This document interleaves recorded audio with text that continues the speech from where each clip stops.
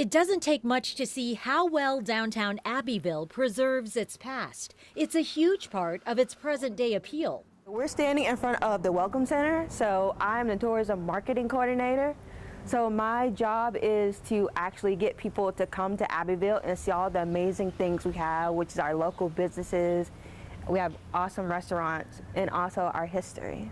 Abbeville is known as the birthplace and deathbed of the Confederacy, where the first large gatherings on secession took place, along with the final meeting that acknowledged it was a lost cause. Abbeville is steeped in Civil War history. But the reality is we actually have more Revolutionary War history. Chamber CEO Anna Lagrone says at least 20 Revolutionary events happened here. Relics from this part of history are part of a permanent exhibit called Voices of the Revolution at the Abbeville County Chamber and Welcome Center. The best way, I think, to share history, if it's easier for people to connect with it, if they can see an artifact, and being able to share that with people in that way, I think will be impactful. This is neat stuff. Yes, it is. Yeah. Area residents have donated and loaned Revolutionary War artifacts that fill the display cases. Grinding stone, that's what that is. From remnants of everyday life to recreations of what people wore. Well, I'm a clothing designer and clothing historian, and I specialize in clothing from the mid-1700s to about the late 1800s. And Anna asked me to do some outfits because we're featuring, as you see here, the hidden voices, people who are generally not in the history books. Anna Lagrone relied on local newspapers, government documents, personal manuscripts, and family anecdotes to write up the stories of real-life Abbeville area residents who lived during the Revolution. But she looks like a woman to be reckoned with. Right.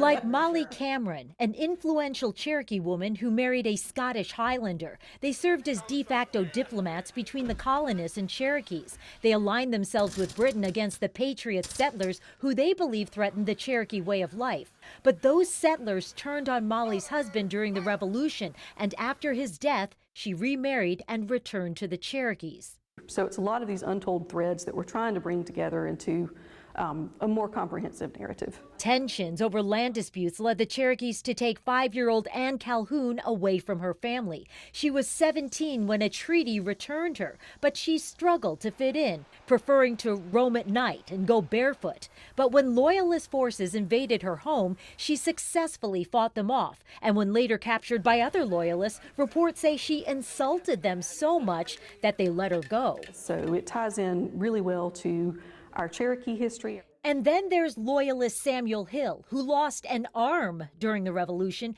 and his home, which still stands today. He was fighting alongside a British officer known for violently raiding Patriot property.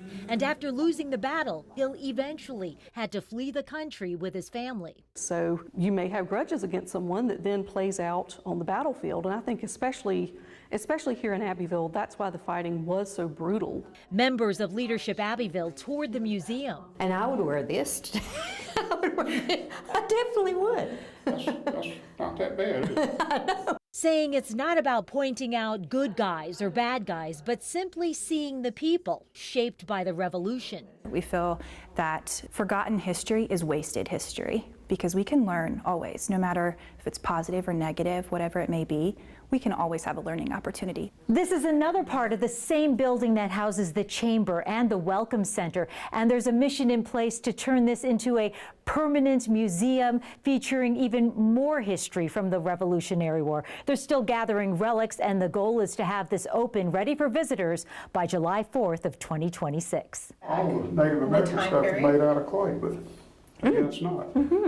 I assumed wrong. Well, I think it only takes a couple of generations to lose some of our history. And I think that's maybe what happened with a lot of our Revolutionary War stories is if they're not being recorded, if they're not being passed down through the generations, we lose a lot of that. A mission to remember the good, the bad, and everything in between.